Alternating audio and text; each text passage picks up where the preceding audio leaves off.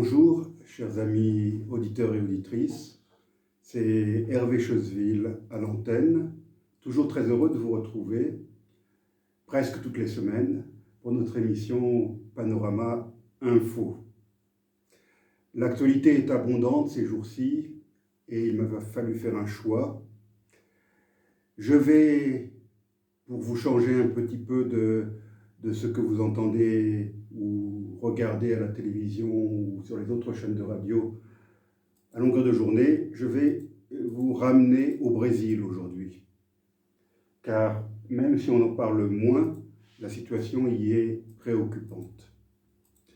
À l'heure où le Brésil tourne la page sombre des années Bolsonaro, mon espoir était, et est encore bien sûr, que les droits des peuples autochtones de cet immense pays soient enfin respectés et qu'ils puissent vivre en paix sur leurs terres ancestrales, sans être menacés par la déforestation et la destruction de leurs terres ancestrales, sans être et de leur milieu naturel. Dans un tel contexte, j'ai particulièrement apprécié le communiqué que le président du Conseil exécutif de Corse a publié le lendemain même du second tour de l'élection présidentielle du 30 octobre dernier, du deuxième tour de l'élection présidentielle. Si la plupart des dirigeants de la planète s'est contenté de saluer la victoire de l'ancien président Luiz Inácio Lula da Silva, Gilles Simeone, lui, n'a pas oublié d'évoquer les peuples autochtones et la grande forêt en écrivant, je le cite, « Victoire de Lula et défaite de Bolsonaro.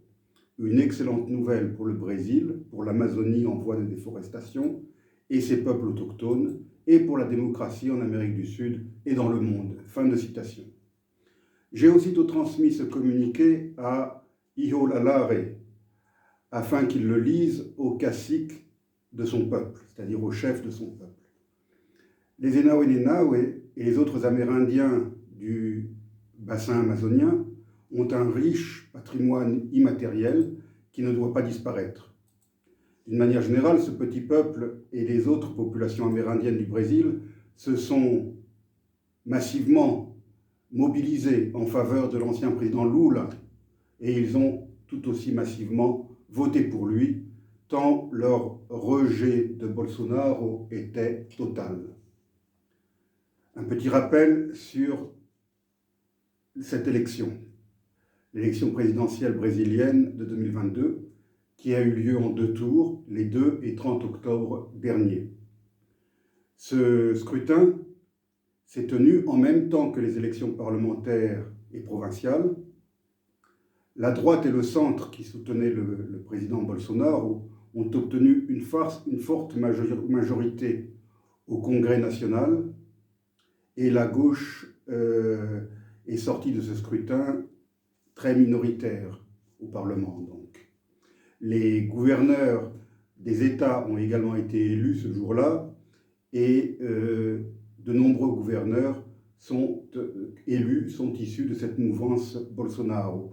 Même au Mato Grosso, l'État où se trouvent les Enawe, c'est un gouverneur bolsonariste qui a été élu.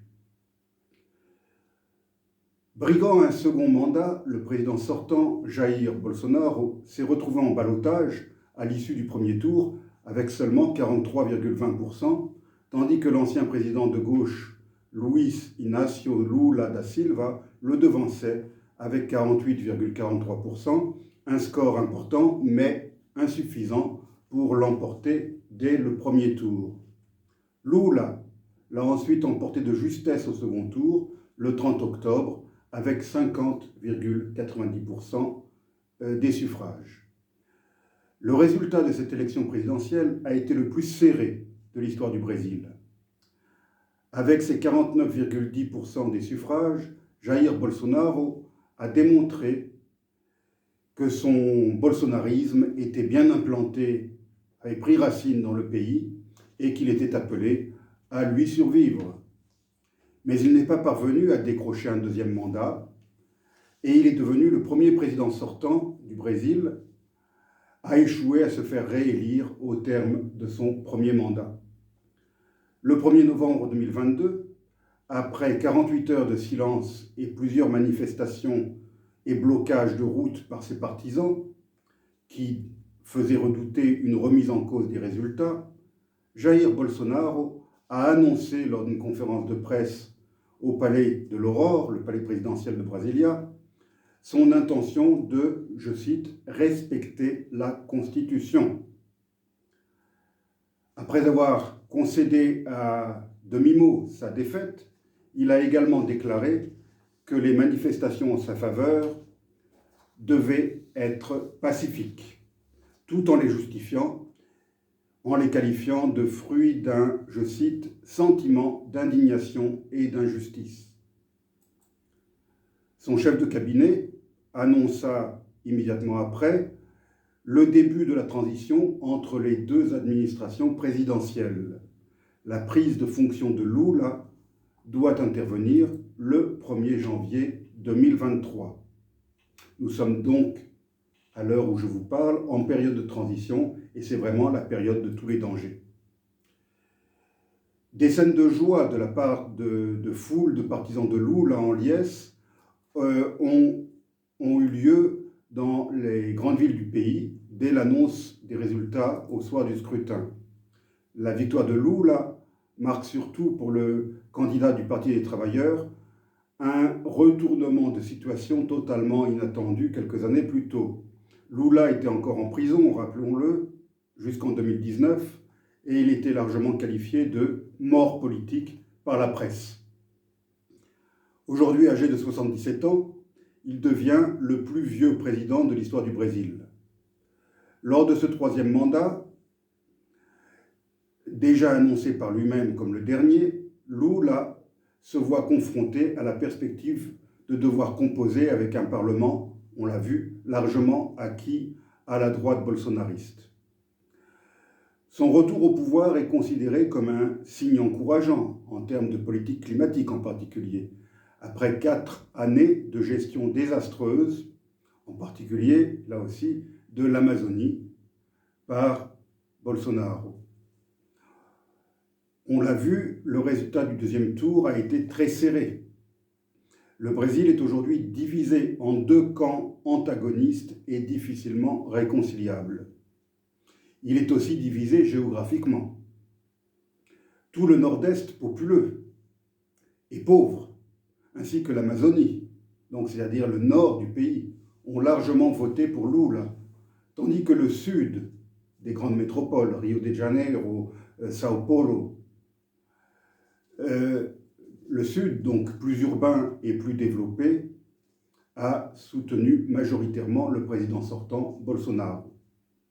La tâche de Lula, à partir du 1er janvier prochain, sera donc extrêmement délicate et difficile. Je note d'ailleurs avec satisfaction que le président élu Lula était à Bali pour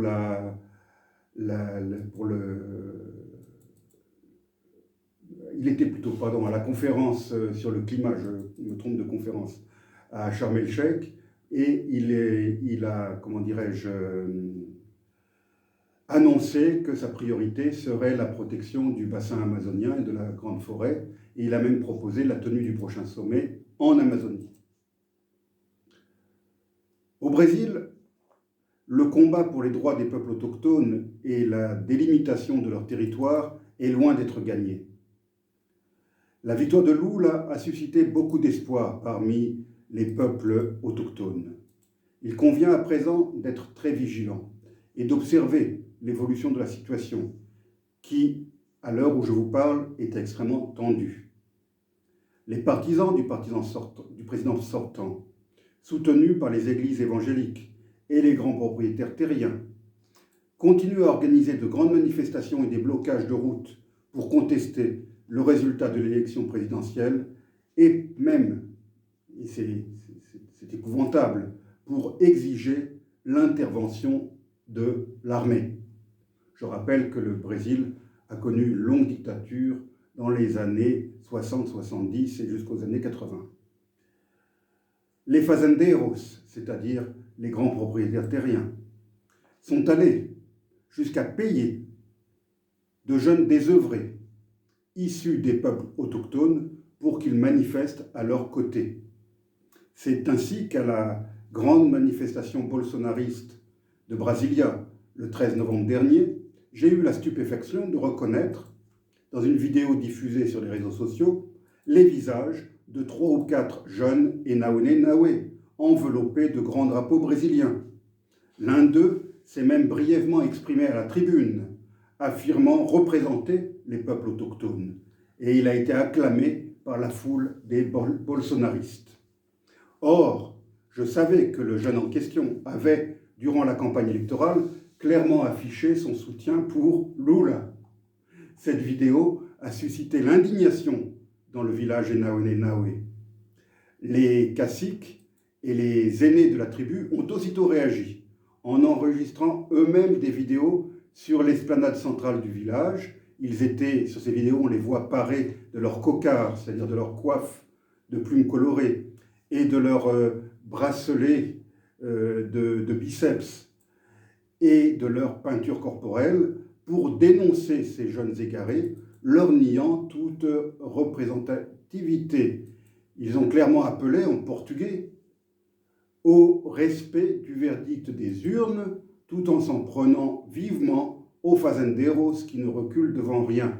Je voudrais maintenant vous faire écouter un court extrait des propos d'un des caciques du peuple Enaoné-Naoué tenu dans cette vidéo diffusée sur les réseaux sociaux. Povo Pareci, somos indígenas Enaoné-Naoué, aldeia do Muricó. Ô Pareci, você não roubou o Bolsonaro. Foi que o Bolsonaro roubou o Bolsonaro? Ele sem cultura, ele não tem mais cultura. Duduai não tem cultura mais, por isso que ele roubou o Bolsonaro. Ele é outra aldeia, ele representa apenas a família, não, e Duduai representa todo mundo que não é. Dans cette vidéo, le cacique qui vient de s'exprimer dit même que le président Bolsonaro est quelqu'un de sans culture et qu'il représente à peine sa famille et qu'en tout état de cause, il n'a pas le soutien des peuples autochtones et de son peuple Enaoné-Naoué. Je disais à l'instant, avant que le cacique s'exprime, que les fazendeiros ne reculent décidément devant rien.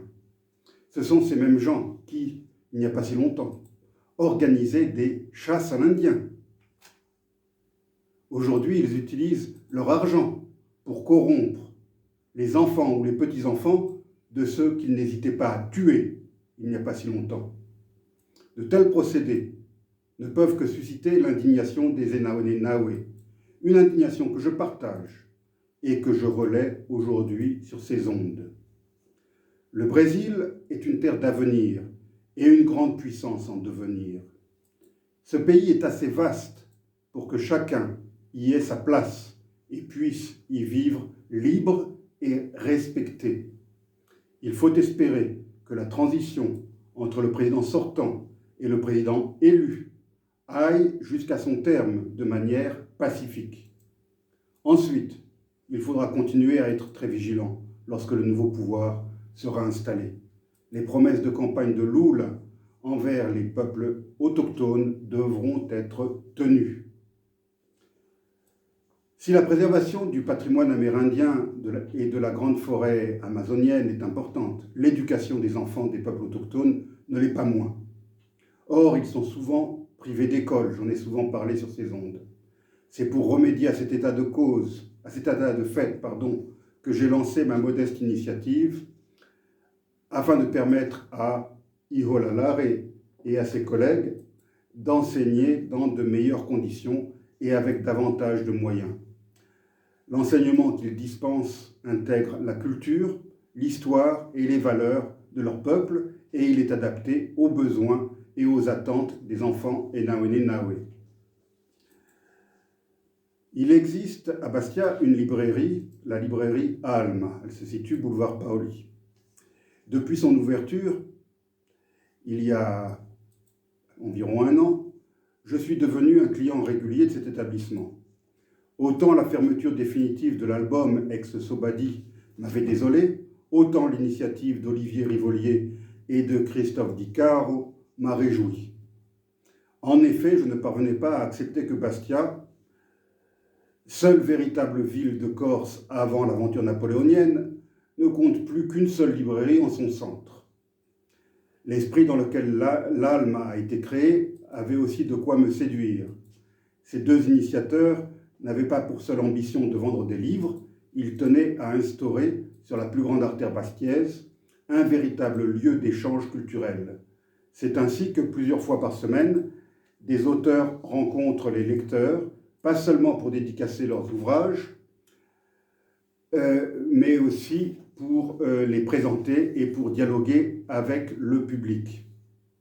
Ce nouveau concept a été fort bien accueilli et il s'est pérennisé.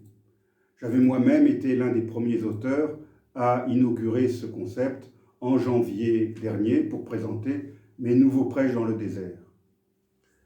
Quelques jours après cet événement, j'étais repassé à la librairie.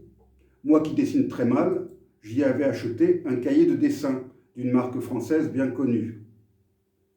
J'avais une bonne raison pour effectuer cet achat. Je voulais envoyer ce cahier à Iholalare, ce jeune enseignant Enaonenawe, vivant dans son petit village au milieu de la grande forêt de l'état du Mato Grosso au Brésil. Ce cahier, envoyé depuis un bureau de poste de Bastia, allait vivre une belle aventure que je vais vous conter brièvement. La poste, fonctionnant relativement bien entre le Brésil et la Corse, et entre la Corse et le Brésil, j'ai eu la joie de recevoir de nombreux dessins d'élèves Enaonenawe. Tous reflètent leur vie quotidienne et leur environnement naturel. Les malokas, ces grandes maisons collectives, ces grandes huttes collectives. Les cocars, ces coiffes de plumes colorées. Les animaux, les outils traditionnels, les arcs et les flèches, la pêche, tout cela figure sur les dessins envoyés par les élèves. C'est en septembre dernier que j'ai eu la surprise de recevoir le fameux cahier que j'avais envoyé en janvier là-bas. Il m'a été renvoyé, rempli de beaux dessins d'élèves. Le jour même, je me suis précipité à la librairie Alma pour le montrer à Olivier Rivolier et à Christophe Di Caro.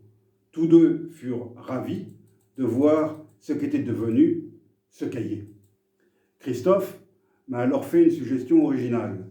Pourquoi ne pas publier un petit livre, au même format que le cahier, qui contiendrait les dessins les plus intéressants de ces jeunes Enaonenawe? Séduit par cette idée, je me suis aussitôt mis au travail. Dernièrement, j'ai reçu 2 magnifiques hamacs fabriqués au village Enaonenawe. Ce sont des sortes de filets faits avec des fils de coton colorés et noués. Ces 2 hamacs sont maintenant installés, enfin ils l'étaient parce que le froid arrive, sur notre terrasse bastiaise et ils sont devenus les instruments incontournables de nos siestes estivales. J'ai également été très touché de recevoir un paquet contenant des petits objets traditionnels, tels que des bracelets pour biceps, ornés de plumes et des calebasses. Tous ces objets m'ont été offerts par les élèves Enaonenawe. De mon côté, en dehors du fameux cahier, j'ai aussi multiplié les envois d'enveloppes vers Vilena, la ville la plus proche du village. Les agents des bureaux de poste de Furiani et de Lupino me connaissent bien désormais, avec mes expéditions régulières à destination du Brésil. Je les remercie pour leur patience et pour les conseils qu'ils continuent à me prodiguer afin de trouver les tarifs les plus intéressants possibles pour mes épaisses enveloppes. Grâce à ces envois postaux, j'ai eu la joie de voir des photos d'Iholalare, des photos d'élèves et d'autres Enaonenawe portant fièrement des t-shirts frappés de la tête de mort. Oui, la Corse est désormais connue dans ce village reculé de l'Amazonie brésilienne. Maintenant, j'espère que les hamacs, les objets traditionnels et les dessins des colliers que j'ai reçus, ainsi que l'ouvrage que je suis en train de préparer, me permettront de faire connaître les Enaonenawe en Corse. Je pense en particulier à une exposition à Bastia ou ailleurs. On l'aura compris, ce petit projet démarré un peu par hasard me passionne. Je m'y suis beaucoup investi. Malgré le peu de moyens, j'ai pu constater l'impact qu'il a eu et qu'il continue à avoir sur la vie et l'avenir de ces enfants qui vivent au fond de la grande forêt. Mes échanges quotidiens avec Iholalari et ses amis m'ont beaucoup appris. Cette expérience m'a aussi donné l'occasion de pratiquer le portugais, une langue que je n'avais plus parlé depuis mon départ du Mozambique en 1995. J'enrichis aussi, petit à petit, mon vocabulaire Enawe. Cette belle aventure me laisse malgré tout un goût d'inachevé. Je n'ai pas encore eu la possibilité de me rendre sur place et de séjourner au village Enawe, et peut-être, pourquoi pas, d'y enseigner quelque temps dans notre école du bout du monde. Pourrais-je un jour réaliser ce rêve? Je ne le sais pas. En attendant de pouvoir le réaliser, ce rêve, je suis heureux, avec le livre à paraître, de présenter les dessins de ces enfants du fin fond de la grande forêt. Le petit recueil de dessins que je m'apprête à publier sera accompagné d'un texte que j'ai préparé. J'ai également mis des légendes en dessous de chaque dessin. Ce modeste ouvrage sera une petite contribution pour la promotion des peuples amérindiens ici en Corse et pour faire connaître au public le petit projet que nous avons lancé depuis une année déjà. Il permettra aussi, je l'espère, de créer des liens entre le peuple Enawe et la Corse. Je suis donc très heureux de les soutenir, les Enawe, avec ce petit livre, dont les élèves sont d'ailleurs, avec leurs dessins, les co-auteurs. Les bénéfices tirés de la vente de ce petit livre serviront à l'achat de davantage de matériel scolaire, et la date de la parution du livre est prévue pour la fin du mois de novembre. Je sais déjà que l'ALMA entend bien organiser un événement autour de la publication de ce livre. Je rappelle enfin que l'on peut contribuer à ce petit projet en allant sur la cagnotte sur litchi.com. La cagnotte s'appelle Une école pour les enfants Enawe Nawe. Je vous remercie, chers amis auditeurs et auditrices, pour votre attention. Je vous souhaite une bonne fin de semaine et je vous dis à très bientôt.